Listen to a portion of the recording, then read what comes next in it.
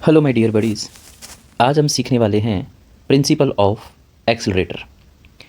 देखिए, आपके सामने स्क्रीन पर इंट्रोडक्शन, मीनिंग सब कुछ गिवन है, लेकिन हम बिल्कुल भी यहाँ से स्टार्ट नहीं करेंगे। आप सिर्फ 10 मिनट मुझे दीजिए। 10 मिनट के अंदर हम इस एक्सेलरेटर प्रिंसिपल को एक्चुअली में समझते हैं ये क्या काम करता है। तो उसके बाद हम इसकी इंट्रोडक्शन और मीनिंग पर आएंगे। स्टूडेंट्स माय डियर, यूँ मानकर चलिए कि हम इसे बिल्कुल एक प्रैक्टिकली वे में इसको देखेंगे किस तरीके से ये एक्चुअली में काम करता है। देखिए, आप लोगों के लिए टेबल बहुत कुछ मैंने इसके अंदर रखा है, बहुत इंटरेस्टिंग होगा आप लोगों के लिए। लेकिन एक बार इसका प्रैक्टिकली पॉइंट ऑफ व्यू से या एक्चुअली ये किस तरीके से काम करता है उसे समझने की कोशिश कीजिए। मैं बिल्कुल बेसिक से लेकर इसे स्टार्ट करूँगा।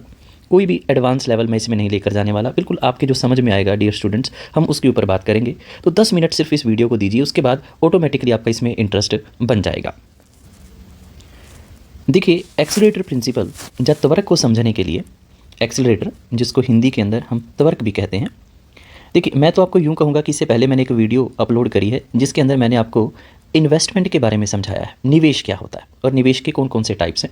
अगर आप एक बार उस वीडियो को देखकर इसे समझेंगे तो ये बहुत अच्छे से समझ में आएगा। और उस इन्वेस्टमेंट से पहले एक वीडियो अपलोड है जहाँ आप लोगों को चैप्टर आता हो जिसका नाम है मल्टीप्लायर, हिंदी में जिसको गुणांक बोलते हैं। अगर आपने एक बार उसकी वीडियो भी आप देख लें तो ये सोने पे सुहागे जैसी बात होगी। हम यहाँ पर एक्सेलरेटर त्वरक को बहुत अच्छे से समझ पाएंगे। तो मेरा ये एक सजेशन है आप लोगों के लिए कि उसको देखने के बाद, इन 2 चैप्टर्स की वीडियो को देखने के बाद आप एक्सेलरेटर को बहुत अच्छे से सिस्टमेटिक वे में समझ सकते हैं। तो चलिए आओ एक्सेलरेटर को एक बार शुरू करते हैं। देखिए, एक्सेलरेटर प्रिंसिपल में अभी सिर्फ यहीं पर एक ही बात मैंने लिखी, पूरा ब्लैंक छोड़ा हुआ है। यहाँ पर क्या है कि जो मल्टीप्लायर गुणांक है और जो एक्सेलरेटर है, इसे कभी भी प्रतिद्वंदी नहीं समझना चाहिए। ये कोई कॉम्पिटिटर नहीं है, ये पैरेलल कंसेप्ट चलते हैं, बराबर चलते हैं। किस तरीके से चलते हैं उसी को हम यहाँ पर समझते हैं। मान लीजिए स्टार्टिंग के अंदर अगर मैं यहाँ पर पहले मल्टीप्लायर की बात कर रहा हूँ, गुना की बात करता हूँ, हम यहीं से शुरुआत करते हैं। मल्टीप्लायर के अंदर हम सबसे पहले ऑटोनोमस इन्वेस्टमेंट में चेंज आता है। अब चेंज में 2 ही चीज़ें हो सकती हैं, वो इंक्रीज़ भी हो सकता है, डिक्रीज़ भी हो सकता है। चूँकि हम इंक्रीज़ मानकर चल रहे हैं कि ऑटोनोमस इन्वेस्टमेंट इंक्रीज़ होता है। ऑटोनोमस इन्वेस्टमेंट ऐसा इन्वेस्टमेंट जो जनरली गवर्नमेंट सेक्टर करता है और इनकम और प्रॉफिट के बेस के लिए नहीं करता, वेलफेयर के बेस के लिए करता है। तो ये एक इकोनॉमी में ऑटोनोमस इन्वेस्टमेंट होता है, स्वतंत्र निवेश हो रहा है। यूँ मानकर चलिए, इसको और अच्छे ढंग से समझने के लिए एक मैं हाइपोथेटिकल एग्जांपल ले रहा हूँ आप लोगों के सामने कि मानकर चलिए आपका एक शहर है। यूँ मानिए वो आपका शहर आपके लिए एक देश है, एक इकोनॉमी है। और इस इकोनॉमी में, इस शहर में, आपका जो देश है, इस पर गवर्नमेंट ने एक फ्लाईओवर कंस्ट्रक्शन करना है। फ्लाईओवर का कंस्ट्रक्शन होना है, निर्माण होना है, जिसके लिए ऑटोनोमस इन्वेस्टमेंट में 100 करोड़ रुपये इन्वेस्ट किए गए हैं। यानी कि 100 करोड़ रुपये इकोनॉमी में आए हैं, इंजेक्ट हुए हैं। अब देखिए, इस फ्लाईओवर को बनाने में 2-4 मिनट बस मुझे दीजिए, आपको बिल्कुल अच्छे से समझ में आएगा, हम बेसिक से समझेंगे। इस फ्लाईओवर को बनाने में बहुत सारे लेबर्स होंगे, बहुत सारे यहाँ पर इंजीनियर्स काम करने वाले हैं, आर्किटेक्चर्स काम करने वाले हैं, इसमें बहुत सारे कॉन्ट्रैक्टर्स हैं, बहुत सारे मशीन के ऑपरेटर्स हैं, बहुत सारे लोग इसमें काम करने वाले हैं। तो जो 100 करोड़ रुपया पब्लिक गवर्नमेंट सेक्टर से आया है एज इन्वेस्टमेंट, वो यूँ मानकर चलिए इनमें बांट दिया गया है। अब जो कि ये इन्वेस्टमेंट हुई है, ऑटोनोमस इन्वेस्टमेंट हुई है, इसकी वजह से बहुत सारे लोगों को काम मिला है। काम मिलने का मतलब रोजगार, एम्प्लॉयमेंट मिला है। एम्प्लॉयमेंट में वृद्धि हुई है, इंक्रीज़ हुआ है। एम्प्लॉयमेंट बढ़ने से इन लोगों की इनकम बढ़ी है। इनकम अभी के लिए आप वर्ड नया यूज़ करके आप यूँ कह लीजिए कि इकोनॉमी का आउटपुट बढ़ा है। आउटपुट का दूसरा नाम आप कह सकते हैं कि इकोनॉमी का प्रोडक्शन बढ़ा। जिस वजह से इकोनॉमी की जो इनकम है, जो हमारे राष्ट्रीय जो इनकम है, जो नेशनल इनकम है, वो उतनी नहीं, उससे कई गुना ज़्यादा बढ़ गई है। यूँ मानकर चलिए कि 100 करोड़ रुपए लगाए गए थे और जो मल्टीप्लायर है उसकी वैल्यू 2 है उदाहरण के तौर पर। तो जो हमारी इनकम है, हमारी इकोनॉमी की, उसमें जो चेंजेस आ गए हैं वो 200 करोड़ से आए हैं, इतने के बराबर की इनकम बढ़ गई है। यहाँ तक मल्टीप्लायर का ये कंसेप्ट आता है। इसके बाद का अब पॉइंट मैं शुरू करता हूँ। जैसे ये इनकम बढ़ी हुई है, बढ़ी हुई इनकम से जो लोग हैं उनकी मार्जिनल प्रोपेंसिटी टू कंज्यूम बढ़ जाती है, खर्च करने की जो प्रवृत्ति है वो बढ़ जाती है। सिंपल भाषा में समझने के लिए आप यूँ कह लीजिए कि वो इससे कंजम्पशन बढ़ाते हैं, या यूँ कह लीजिए कि बढ़ी हुई इनकम से लोग डिमांड कैसी करते हैं, ज़्यादा। कुल मिलाकर आप यूँ मानकर चलिए कि एग्रीगेट डिमांड बढ़ जाती है। एग्रीगेट डिमांड बढ़ती है, समग्र मांग बढ़ती है, लेकिन इतनी एग्रीगेट सप्लाई नहीं बढ़ पाती। सपोज एग्रीगेट डिमांड 3 से बढ़ रही है और एग्रीगेट सप्लाई सिर्फ 1 से ही बढ़ी है, तो ये एक गैप क्रिएट है। डिमांड ज़्यादा है, सप्लाई कम है, नतीजा प्राइसेस बढ़ने शुरू हो गए, प्राइसेस बढ़ रहे हैं। और ये चीज़ जो हो रही है इकोनॉमी के अंदर, इसे दूर बैठे, जहाँ पास बैठे प्रोड्यूसर्स जो हैं या फिर जो हमारे इन्वेस्टर्स हैं, वो इसको ऑब्ज़र्व कर रहे हैं ऑब्जर्व करने का मतलब ध्यान से देख रहे हैं। आपने देखा होगा हमारे एक हाउस होल्ड सेक्टर है, एक प्रोड्यूसिंग सेक्टर, वो इसी ताक में है। उसे यहाँ पर एक अपॉर्चुनिटी नज़र आ रही है कि किस तरीके से एग्रीगेट डिमांड हमारे पास हमारी इकोनॉमी में बढ़ रही है, पर एग्रीगेट सप्लाई प्लांट नहीं है उतनी, और प्राइजेस बढ़ रहे हैं।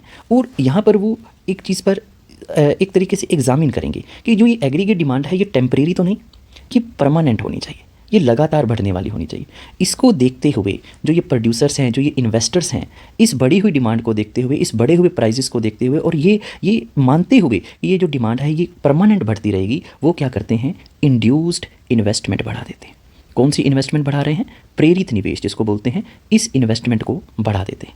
इस इन्वेस्टमेंट को जब वो बढ़ा रहे हैं, इसका मतलब क्या हुआ कि इतना प्रोडक्शन करने के लिए, इस बराबर जो यहाँ पर आया है, देखिए यहाँ पर कि इतना प्रोडक्शन करने के लिए, जितनी वो लोग कंजम्पशन करना चाह रहे हैं, जितनी वो लोग डिमांड करना चाह रहे हैं, इतना आउटपुट जनरेट करने के लिए, इतना आउटपुट कह लीजिए, जहाँ इतनी इनकम अचीव करने के लिए, हासिल करने के लिए, जहाँ फिर आप तीसरा शब्द प्रयोग कर सकते हैं कि इतना कंजम्पशन का लेवल पूरा करने के लिए, इतना कंजम्पशन गुड्स को बनाने के लिए, या इतनी कंजम्पशन गुड्स के लेवल को पूरा करने के लिए ये लोग क्या करते हैं, इतने के बराबर अपनी इन्वेस्टमेंट को बढ़ा देते हैं, जहाँ अपने कैपिटल स्टॉक में क्या कर देते हैं, चेंज कर देते हैं। इतनी, ध्यान दीजिए, चेंज हो रहा है, ये डेल्टा जो सिंबल है ये चेंज को बता रहा है। इतनी इनकम को जनरेट करने के लिए, जहाँ इतने कंजम्पशन को चेंज करने के लिए, इतने से कितने से को वो जो भी रेट आएगी, इस रेट से वो अपनी इन्वेस्टमेंट को, जब कैपिटल स्टॉक को चेंज करते हैं, इनके बीच का जो रेशो है, इसी रेशो को हम एक्सीलरेटर बोलते हैं।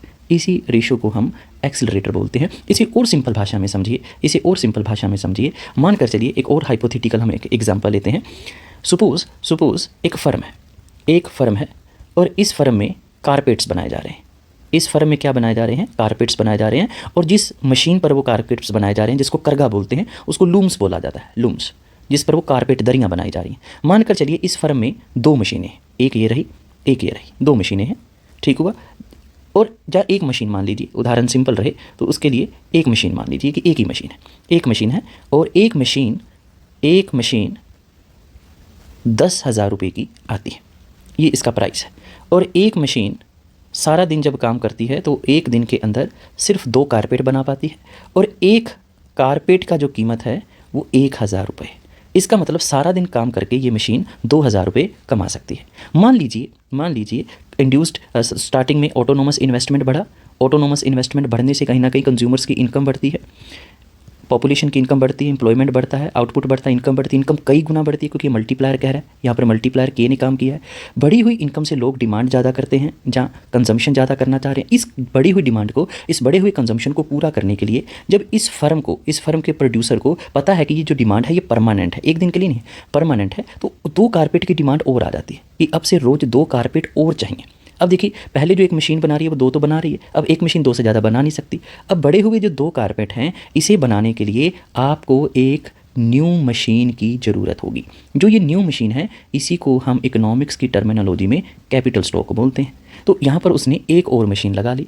अब एक जो नई मशीन आई, ध्यान दीजिएगा, अब जो ये एक नई मशीन आई, एक मशीन कितने की है, 10,000 की। ये 10,000 रुपये की नई मशीन आई, और ये नई मशीन कितने कारपेट बनाएगी, ये भी 2 बनाएगी, क्योंकि पहले एक मशीन हम मान चुके एक मशीन 2 बनाती है। तो एक कारपेट कितने का है, 1,000 का है, और वो 2,000 रुपये के कारपेट बनाएगी। कहने का मतलब क्या हुआ कि 2,000 की इनकम जनरेट करने के लिए, जहाँ 2,000 की इनकम के साथ साथ आप कह सकते हैं कंजम्पशन जितनी डिमांड बनाने के लिए आपको कितने के बराबर इन्वेस्टमेंट करना पड़ा, कितने के बराबर कैपिटल लगानी पड़ी, तो वो है 2,000 इनकम पाने के लिए, या 2,000 के बराबर आउटपुट पाने के लिए हमें 10,000 के बराबर का कैपिटल स्टॉक लगाना पड़ा। तो इनको अगर मैं वैल्यूज़ को कट करूं तो जो मेरा आंसर आएगा वो आएगा 5 डिवाइडेड बाय में 1, जब मैं यूँ कह लिए 5:1, 5:1, 5:1, यानी कि 1 रुपया कमाने के लिए जो मुझे 5 रुपये लगाने पड़े, ये अनुपात ही मेरा क्या है, त्वरक है। इसी को हम बोलते हैं एक्सीलरेटर।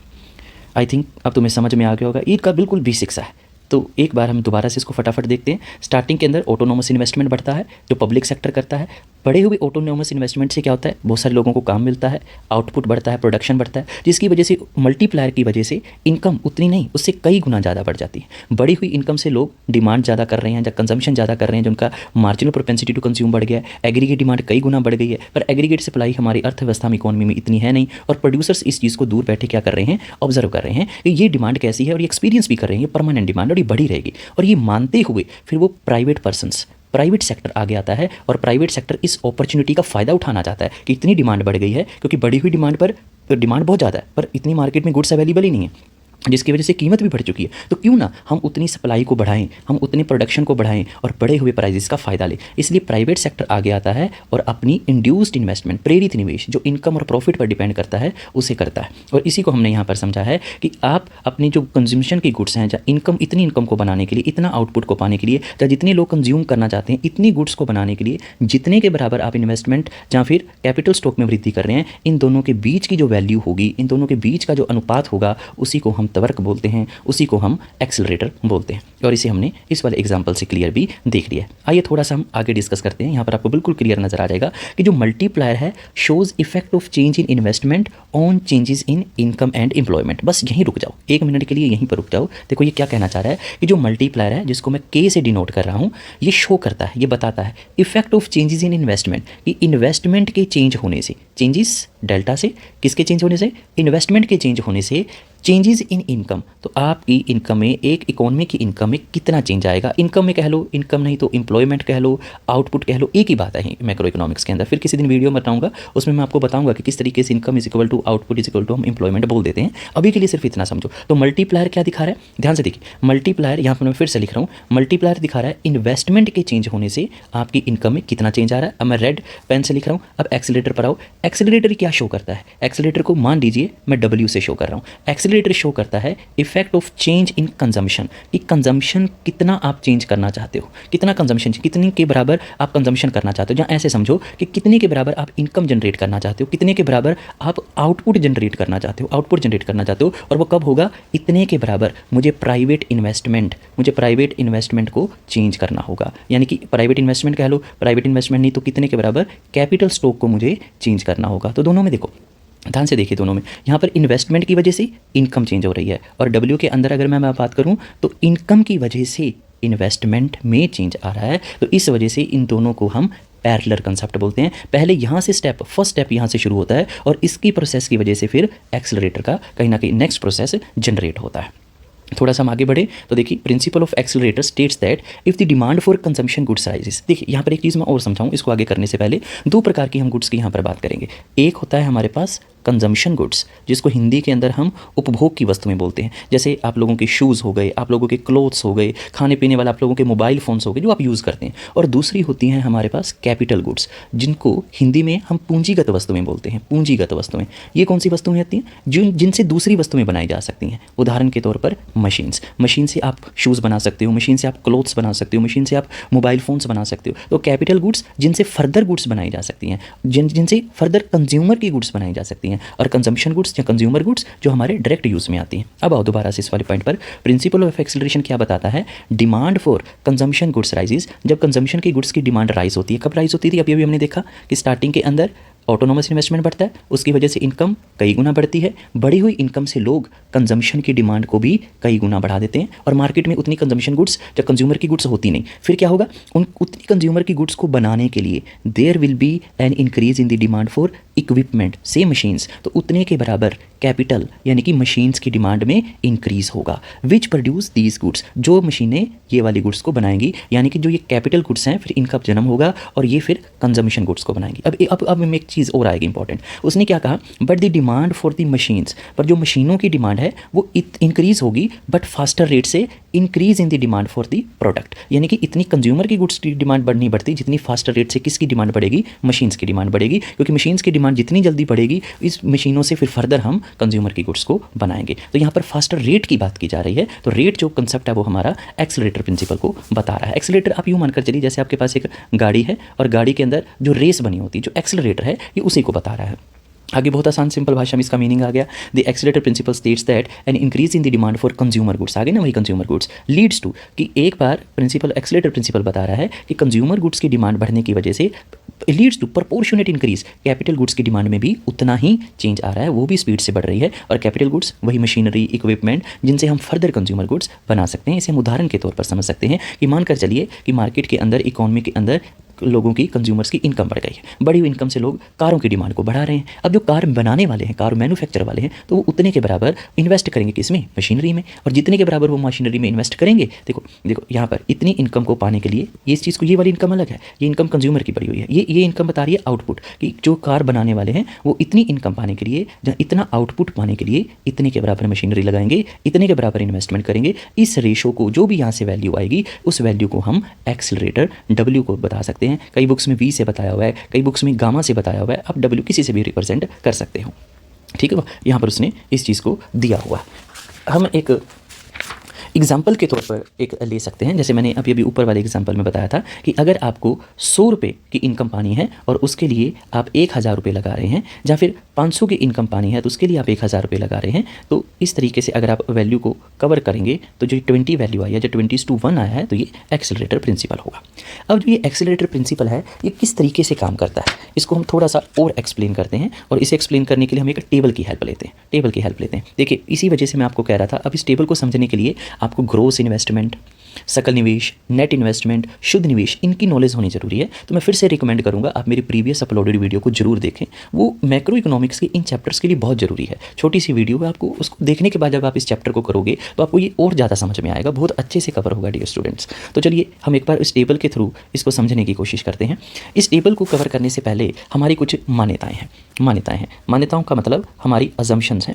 मैंने प्रीवियस वीडियोस में, जब अपनी क्लास में भी अक्सर बताया है कि हम अजम्पशंस क्यों लेते हैं। वीडियो थोड़ी लंबी हो जाएगी, इसलिए मैं आज नहीं, फिर कभी मैं बताऊंगा कि हम अजम्पशंस लेते ही क्यों हैं, क्या रीज़न है हमारा अजम्पशंस लेने का। एनीवे, इस टेबल को एक्सप्लेन करने के लिए हम कुछ मान्यताएं ले रहे हैं। पहली मान्यता है कि यहाँ पर जो त्वरक है, जहाँ पर जो एक्सेलरेटर है, उसकी वैल्यू कितनी रहेगी? 3 रहेगी, ठीक हुआ। यानी कि अगर मुझे 1 रुपया कमाना है तो मुझे कितने रुपए के बराबर पूंजी, कितने रुपए के बराबर कैपिटल लगाना पड़ेगा? 3 रुपये के बराबर लगाना पड़ेगा। ये मेरी एक मान्यता है। दूसरी मान्यता ये है कि जो मैंने मशीनरी लगाई हुई है, उस मशीनरी वो जब चलेगी, मानकर चलो वो 1 साल चलती है, 1 साल के बाद मैं उसकी कोई मरम्मत सर्विस करवाता हूँ तो उसमें कुछ टूट फूट होती है, उसकी कुछ टूट फूट ना कहकर आप उसमें कह सकते हो घिसावट होती है। तो उस टूट फूट और घिसावट को ठीक करने के लिए उसमें कोई इक्विपमेंट डलता है, कोई बेल्ट डलती है, कोई भी उसमें यंत्र डलता है, तो वो होती है मेरी डेप्रिसिएशन। तो मैं मानकर चल रहा हूँ वो घिसावट कितनी हो रही है, तो उसको मैं घिसावट को ले रहा हूँ 20%। अब इसको थोड़ा सा और अगर आगे समझेंगे तो तुम्हें ये टेबल बहुत अच्छे से समझ में आ जाएगा। चलिए स्टार्टिंग में हम लेते हैं, हमारे पास टाइम पीरियड बना हुआ है और टाइम पीरियड के अकॉर्डिंग मैं फर्स्ट टाइम पीरियड की बात करता हूँ और मानकर चलिए मुझे 500 रुपये के बराबर का उत्पादन करना है। देखिए वही है, उत्पादन कह लो, प्रोडक्शन, इनकम कह लो, मुझे 500 रुपये के बराबर इनकम करनी है, आउटपुट करना है, जब 500 के बराबर लोगों के कंजम्पशन की डिमांड को पूरा करना है।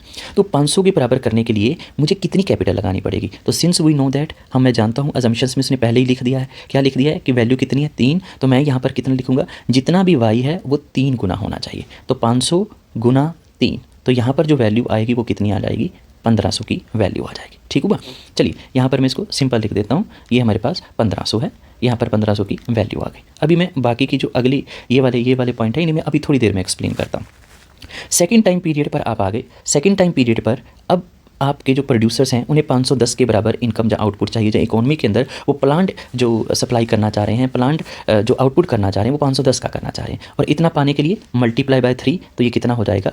1530 के बराबर हो जाएगा। फिर से थर्ड टाइम पीरियड है और अब वो जो करना चाह रहे हैं वो 525 का उत्पादन के बराबर, जब 525 के बराबर वो इनकम जनरेट करना चाह रहे हैं। पर इतनी इनकम जनरेट करने के लिए, देखो यहाँ पर फॉर्मूला था ना, W = कि इतनी इनकम जनरेट करने के लिए आपको इतने के बराबर स्टार्टिंग में कैपिटल लगानी पड़ेगी, जहाँ इतने के बराबर इनकम जनरेट करने के लिए इतने के बराबर इन्वेस्टमेंट करना पड़ेगा। तो वही हम चीज़ यहाँ पर कर रहे हैं। जैसे उदाहरण के तौर पर मैं अगर पहले वाले पॉइंट को यहाँ से लूँ कि मुझे 500 की इनकम जनरेट करने के लिए कितने रुपए लगाने पड़ेंगे? 1500। तो जब आप इसको वैल्यू को कट करोगे तो ऑटोमेटिक आंसर कितना आएगा? 3। हम वही 3 लेकर चल रहे हैं जिसे हमने पहले ही किस में ले लिया है? अजम्पशंस में ले लिया।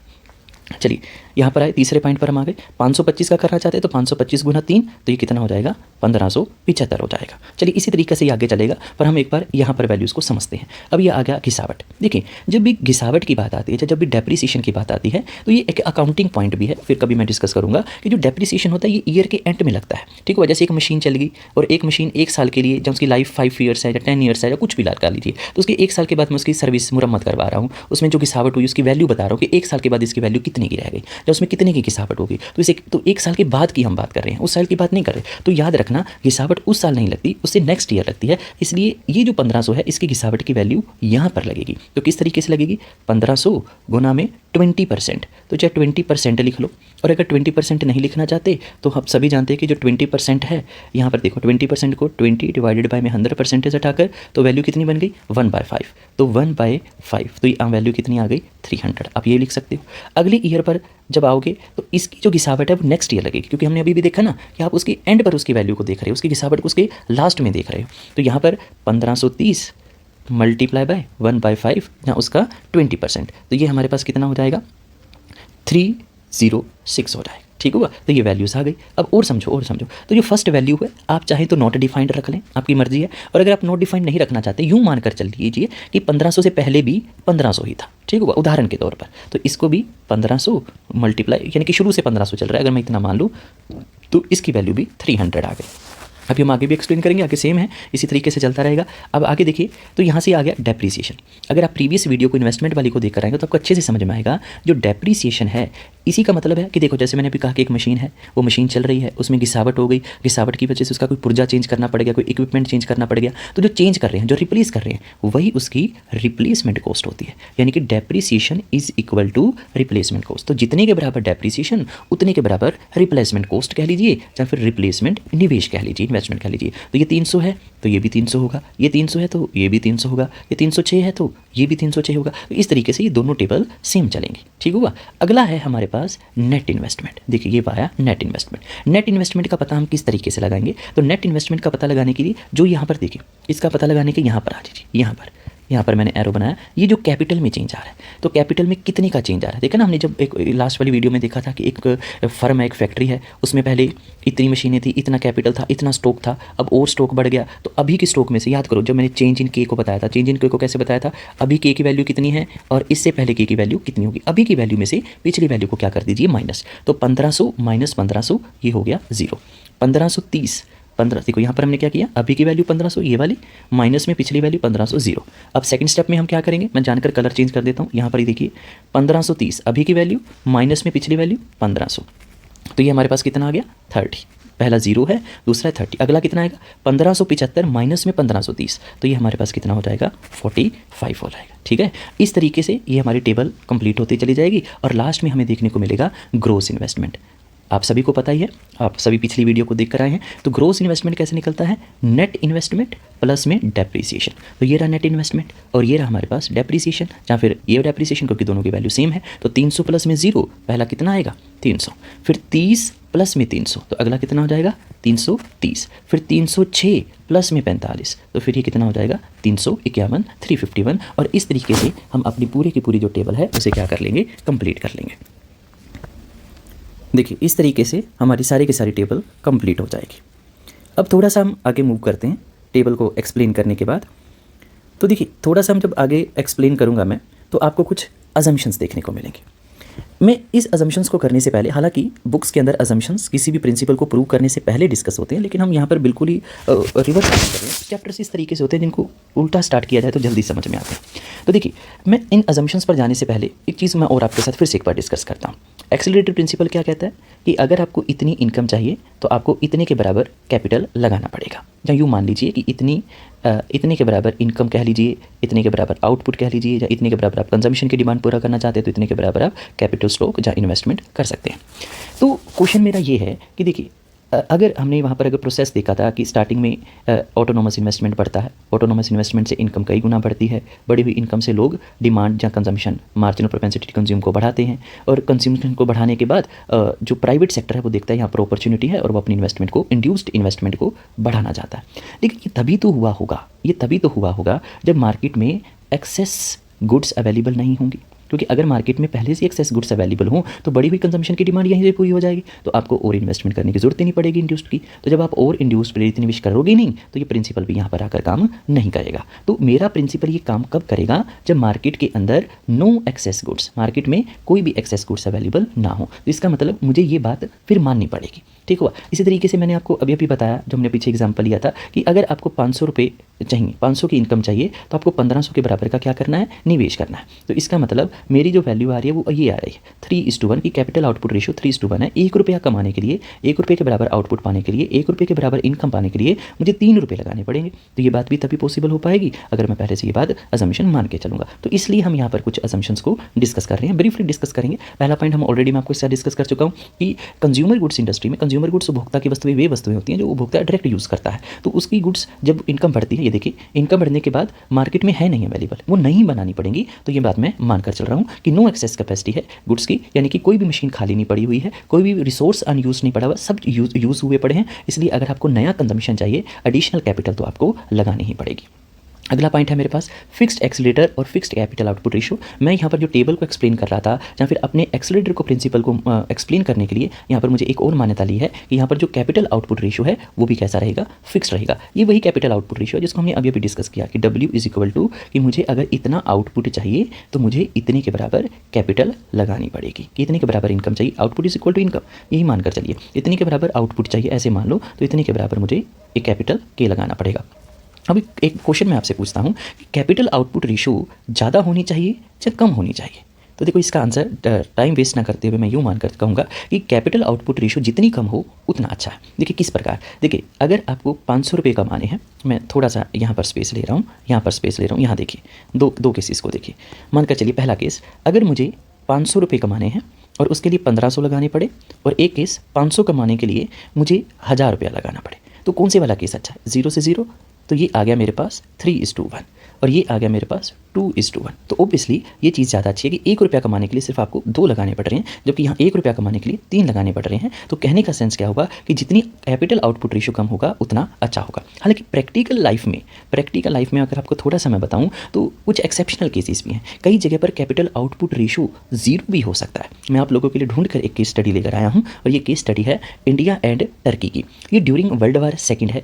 वर्ल्ड वार सेकेंड में देखिए अभी तक हमने जितनी भी ऊपर टेबल एक्सप्लेन करी, हर टेबल में हमने देखा कि कुछ ना कुछ कैपिटल आउटपुट रेशियो है। जैसे हमने बिल्कुल शुरुआती उदाहरण को देखा, तो शुरुआती उदाहरण में क्या था कि एक मशीन 2 दरियाँ बुनती है, तो 2 दरियाँ 2000 रुपये की, कि 2000 रुपये कमाने के लिए आपको 10,000 रुपये लगाने पड़ रहे हैं, क्योंकि वो खड़ी वो मशीन वो 10,000 रुपये की आ रही है। तो 3 0 से 3 0, 2 से 5, यानी कि 1 रुपया कमाने के लिए आपको 5 रुपये लगाने पड़ रहे हैं। तो फिर एक्सीलरेटर की वैल्यू W कितना आया? 5। अभी यहाँ पर देखा तो 3:1, यहाँ देखा तो 2:1, तो कुछ ना कुछ था। लेकिन फिर भी उसने कहा कि नहीं, अब ऐसा भी हो सकता है कई जगह पर कि जहाँ पर आपको कुछ एक्सेप्शन केसेस देखने को मिले कि जो एक्सीलरेटर इफेक्ट है वो कैसा है, 0 है। उसने कहा ऐसा कभी हुआ है? तो बिल्कुल हुआ है। उसने कहा कि इसका मैं उदाहरण दे सकता हूँ आपको। वर्ल्ड वार सेकेंड में इंडिया और टर्की के अंदर, 2 देशों के अंदर कंज्यूमर गुड्स की डिमांड बढ़ गई थी। वॉर टाइम के साथ कंज्यूमर गुड्स की डिमांड बढ़ गई थी। अब कंज्यूमर गुड्स की डिमांड बढ़ी है, तो बढ़ी हुई कंज्यूमर गुड्स की डिमांड को पूरा करने के लिए आपको किसकी डिमांड को भी बढ़ाना पड़ेगा, किस में भी इन्वेस्ट करना पड़ेगा? कैपिटल गुड्स में। कैपिटल गुड्स का मतलब मशीन्स में इन्वेस्टमेंट करनी पड़ेगी। बट आपको इन्वेस्टमेंट करने की ज़रूरत ही नहीं पड़ी। कारण क्योंकि आप जो इन्वेस्टमेंट करोगे वो कहाँ करोगे? जो फैक्ट्रीज़ वगैरह हैं, जहाँ जो रिसोर्सेज हैं, जो लेबर है, जो काम करने वाले लोग हैं, उन्हें धकेल दिया गया है किसकी तरफ? वॉर की तरफ, या फिर ऐसी गुड्स बनाने की तरफ जो वॉर में यूज़ होंगी, यानी कि जो सिविलियंस आम बंदे के लिए यूज़ नहीं होंगी। या फिर आप सेकेंडरी उसमें ये कहा गया और एक तर्क दिया गया कि जो मशीनरी है उसको एक्सेस में चलाया जा रहा है, यानी कि उसका ओवर यूज़ किया जा रहा है, इसलिए आपको नए कैपिटल की कोई भी ज़रूरत नहीं पड़ रही है। इस वजह से अगर आप 1 रुपया कमाना चाह रहे हो तो आपको 0 रुपीज़ भी लगाने पड़ रहे हैं, आपको और लगाने की जरूरत ही नहीं पड़ रही है। इसलिए वहाँ पर एक्सीलरेटर का इफेक्ट कैसा था? 0 था। तो यूँ मान लीजिए 1 रुपया लगाने के लिए आप 1 रुपया ही कमाने के लिए 1 ही लगा रहे हैं, तो 1 to 1 कट के 0 ही आ रहा था। तो ऐसे केसेस भी हमें देखने को मिलते हैं। और मैंने ये उदाहरण इसलिए भी लिया है ताकि आपको थोड़ा सा आइडिया हो कि जो हमने चैप्टर पढ़ा है कि क्या इसका कोई प्रैक्टिकल रेलिवेंस भी है कि नहीं है। तो इस केस स्टडी के थ्रू हमें ये भी देखने को मिलता है। अगली जो हमारी असम्पशन है वो ये हम पढ़ भी चुके हैं कि जब हमने याद किया था कि ऑटोनोमस इन्वेस्टमेंट स्टार्टिंग में बढ़ा, उसकी वजह से इनकम कई गुना बढ़ी हुई इनकम से लोगों ने डिमांड और कंजम्पशन कैसा किया? ज़्यादा। पर यहाँ पर जो प्रोड्यूसर्स हैं और इन्वेस्टर्स हैं वो तभी अगला कैपिटल लगाएंगे, तभी कैपिटल स्टॉक में इन्वेस्ट करेंगे अगर वो डिमांड कैसी हो? परमानेंट हो। यानी कि वो स्टार्टिंग में हमने उदाहरण दिया था कि 2000 रुपया कमाने के लिए जो 2 दरियाँ थी, मैं 10,000 की मशीन तभी लगाऊंगा अगर वो रोज़ के 2 कारपेट जो खरीद रहा है वो परमानेंट खरीदे। ऐसा नहीं एक या 2 दिन खरीद कर छोड़ दे, तो ऐसा नहीं होना चाहिए। तो हमारी असम्पशन मान्यता है कि ये डिमांड परमानेंट रहनी होनी चाहिए। अगला है हमारे पास firm will increase production capacity, यानी कि फर्म जो है वो अपनी प्रोडक्शन कैपेसिटी को बढ़ाए बिना डिमांड को हायर नहीं कर सकते हैं। उनकी ये शर्त है, ये कंडीशन है कि उन्हें अपनी जो कैपेसिटी है उसे बढ़ाना ही पड़ेगा।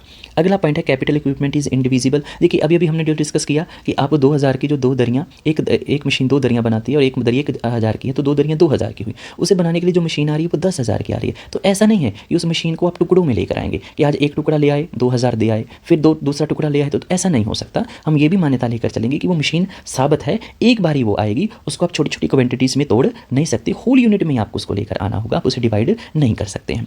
छठा पॉइंट है surplus capacity in producer goods industry. ये भी हम डिस्कस कर चुके हैं कि जिस तरीके से लोग अपनी डिमांड बढ़ाते हैं, कंजम्पशन गुड्स की डिमांड बढ़ाते हैं, तो उसको पूरा करने के लिए जो मशीनरी बनती है, यानी कि जो कैपिटल गुड्स हैं, उस मार्केट में भी कैपिटल गुड्स की डिमांड बढ़ जाती है, तुरंत बढ़ जाती है, यानी कि क्विकली प्रोडक्शन होता है, वहाँ पर भी सरप्लस कैपेसिटी, यानी कि लेट नहीं होगा। ऐसा नहीं होगा कि जैसे अभी फिर से वही बार बार मैं बोल कर, हो सकता तो और भी अच्छे से आपको याद होगा हो कि ऑटोनोमस इन्वेस्टमेंट बढ़ा, इनकम कई गुना बढ़ा, बढ़ी हुई इनकम से लोगों ने डिमांड और कंजम्पशन बढ़ाई। अब बढ़ी हुई डिमांड और कंजम्पशन को बढ़ाने के लिए जो मशीनें चाहिए वो भी तो होनी चाहिए ना, तो उसके लिए सरप्लस कैपेसिटी बहुत बड़ी है, आप चाहो तो कभी भी उनकी डिमांड बढ़ा सकते हो। अब कुछ प्रोड्यूसर्स, कुछ फर्म्स के पास, कुछ इन्वेस्टर्स के पास ये हो सकता है कि इतना फंड ना हो, तो उसके लिए क्रेडिट की अवेलेबिलिटी भी दिखाई गई है कि आप क्रेडिट लेकर भी, एक firms may not be able to make necessary payments without access to credit, आप सफिशिएंट क्रेडिट अवेलेबल है, आपको मार्केट में लोन ईजी मिल जाएंगे। एक छोटा असम्पशन ये भी है, लॉ ऑफ कॉन्स्टेंट रिटर्न्स को ये बता रहा है कि जितने के बराबर आप इनपुट्स लगा रहे हो, कैपिटल लगा रहे हो, उसी प्रोपोर्शनल में आपको एक टाइम में आउटपुट भी देखने को मिलेगा। एंड लास्ट असम्पशन है इलास्टिक सप्लाई ऑफ रिसोर्सेज, कि एक्सीलरेटर प्रिंसिपल को करते वक्त हम ये भी मानेंगे कि जो हमारे रिसोर्सेज हैं, या अदर इनपुट्स हैं, लाइक लेबर हो गया, रॉ मटेरियल हो गया, या टेक्नोलॉजी है, ये इलास्टिक है। इलास्टिक का मतलब इनमें चेंजेस पॉसिबल हैं, आप इन्हें कभी भी इंक्रीज कर सकते हैं, जो डिमांड हायर होने पर आप इन्हें किसी भी टाइम बढ़ा सकते हैं। अब देखिए हम उसी पॉइंट्स पर आ गए, अब आपको मीनिंग ज़्यादा इजी लगेगा। देखिए मीनिंग की अगर एक बार मैं पहले बात कर लूँ तो मीनिंग क्या कहता है, मीनिंग कह रहा है a given increase in demand for consumption goods, कि बढ़ी हुई इनकम से जब एक बार कंजम्पशन गुड्स की डिमांड बढ़ जाती है इन द इकॉनमी, उसकी वजह से एक्सेलरेटेड डिमांड जो मशीनरीज़ की है, जो इन्वेस्टमेंट गुड्स की है, वो भी बढ़ती है। एक्सेलरेटर एक तरह की न्यूमेरिकल वैल्यू है, क्योंकि जो ये एक्सेलरेटर प्रिंसिपल है ये मैथमेटिक्स से आया है, और मैथमेटिक्स में इसका जो मीनिंग है वो वेलोसिटी से रहता है, ये नंबर्स को बता रहा है। तो ये रिलेशन बता रहा है बिटवीन बढ़े हुए कंजम्पशन में जो उपभोक्ता वस्तुओं को यूज़ करता है, कंज्यूमर गुड्स को, and result increase in investment, और उसकी वजह से हम कितनी मशीनरी को बढ़ा रहे हैं, कितनी कैपिटल को बढ़ा रहे हैं, इन दोनों के बीच के रिलेशन को एस्टेब्लिश कर रहा है, बता रहा है। उसकी वैल्यू को जो बताए उसी को हम एक्सेलरेटर से बताते हैं, या डब्ल्यू से बताते हैं, तो उसी को हम एक्सेलरेटर बोलते हैं। अब जो एक्सेलरेटर का जो प्रिंसिपल है, देखिए इस पर जो शुरुआती काम किया गया था वो तो अफ्टॉलियन ने किया था 1909 के अंदर, फिर हॉटरे का भी देखा गया है, बिकरडाइक ने भी इसके ऊपर वर्किंग करी है, लेकिन जो इसका मेन क्रेडिट है या जो मेन श्रेय है वो जो है हमारा एक्सेलरेटर प्रिंसिपल का, वो जेएम क्लार्क 1917 में इन्होंने इसको जाता है।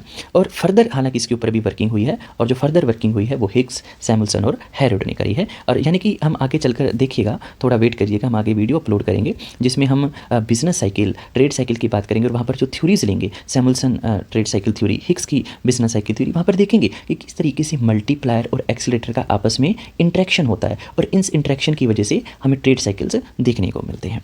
सो थैंक यू एवरीवन इस वीडियो के लिए। अगर वीडियो थोड़ा सा भी अच्छा लगा हो तो प्लीज़ वीडियो को शेयर ज़रूर कीजिएगा, आप इसे लाइक कीजिएगा, ये आप लोगों के लिए फ्री है, लेकिन ये मेरे लिए एक मोटिवेशन, एक फ्यूल का काम करेगा। Thank you everyone.